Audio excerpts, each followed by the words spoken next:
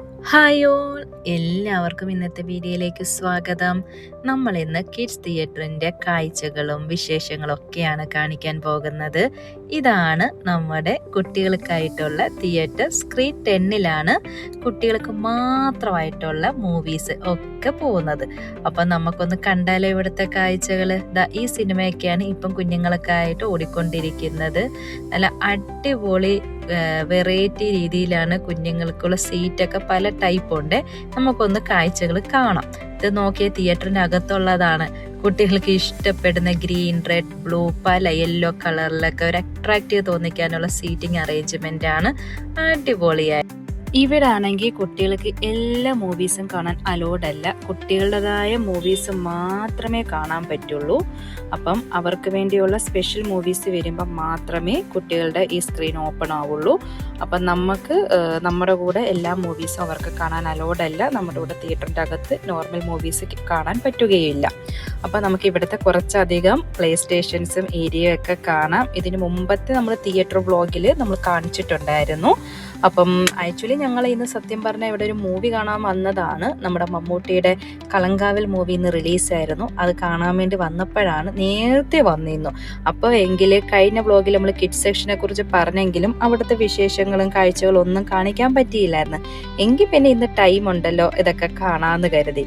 ഇവിടെ വലിയവർക്കും കുഞ്ഞുങ്ങൾക്കും ഉള്ള എല്ലാവർക്കും പറ്റിയ രീതിയിലുള്ള പ്ലേ സ്റ്റേഷൻസും ഏരിയയും ഒക്കെ ഉണ്ട്.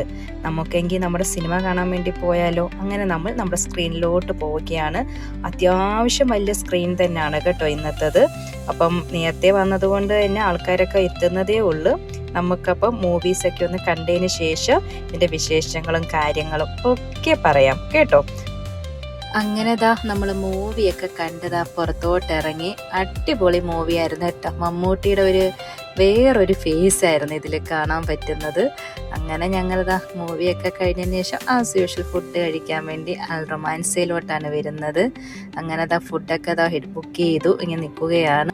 അങ്ങനെ നമ്മുടെ മജ്ബൂത് എത്തിയിട്ടുണ്ട്. നമ്മൾക്ക് അൽ റൊമാൻസിൽ ഞങ്ങൾക്ക് ഏറ്റവും ഇഷ്ടപ്പെട്ട ഒരു ഫുഡ് ഐറ്റമാണ് ഇത് കേട്ടോ. അങ്ങനെ നമ്മൾ നല്ല വിശപ്പും ഉണ്ട്. കാരണം സിനിമയൊക്കെ തന്നെ ഇപ്പം ഇറങ്ങിയപ്പോൾ 12:30 ആയി ഇവിടെ എത്തിയപ്പോൾ. അങ്ങനെ ഞങ്ങളിതാ ഇത് തട്ടിയിട്ട് കഴിക്കാനുള്ള ഏർപ്പാടിൽ എത്തിക്കഴിഞ്ഞു. അങ്ങനെ ഞങ്ങളിതാ ഫുഡ് കഴിക്കാൻ പോയാണ്. ഇതിൻ്റെ കൂടെ ഒരു സ്പെഷ്യൽ ഡെസേർട്ട്, അറേബ്യൻ ഡെസേർട്ടും കൂടെ നമ്മൾ മാലി വാങ്ങിയിട്ടുണ്ട്. അത് ഞങ്ങൾ മുമ്പ് മന്തി വേൾഡിൽ പോയപ്പോൾ ഒന്ന് കഴിച്ചിട്ടുണ്ടായിരുന്നു. എങ്കിൽ പിന്നെ ഇവിടത്തെയും കൂടെ എങ്ങനെയാണെന്ന് ട്രൈ ചെയ്യാമെന്ന് കരുതി അങ്ങനെ അതും വാങ്ങിയിരുന്നു. ഇത് നോക്കി, ഇതിൻ്റെ കൂടെയുള്ള ഒനിയനാണ് തന്നത്. പക്ഷെ നല്ല ടേസ്റ്റ് ഉണ്ടായിരുന്നു കേട്ടോ. വെള്ള ഒനിയനായിരുന്നു. അങ്ങനെ ഞങ്ങൾ നല്ല ആസ്വദിച്ചതാ കഴിച്ചുകൊണ്ടിരിക്കുകയാണ്. അങ്ങനെ നമ്മൾ ഫുള്ളും നല്ലോണം കഴിച്ചങ്ങനെ കഴിഞ്ഞു.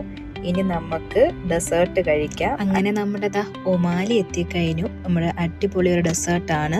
നല്ല പാലും ബ്രെഡും നട്ട്സും ഓട്സും എല്ലാം കൂടി ചേർന്ന ഒരു സൂപ്പർ ഐറ്റമാണ് കേട്ടോ. അപ്പം അതൊക്കെ കഴിച്ച് ഞങ്ങൾ, അതായത് ഒരുപാട് മധുരമൊന്നും ഇല്ലാത്തതുകൊണ്ട് അടിപൊളിയായിരുന്നു കേട്ടോ ഡെസേർട്ട്. അപ്പോൾ ഇത്രയേ ഉള്ളൂ ഇന്നത്തെ വീഡിയോ. അപ്പോൾ നെക്സ്റ്റ് വീഡിയോയിൽ കാണാം. അതുവരേക്കും ബൈ ബൈ.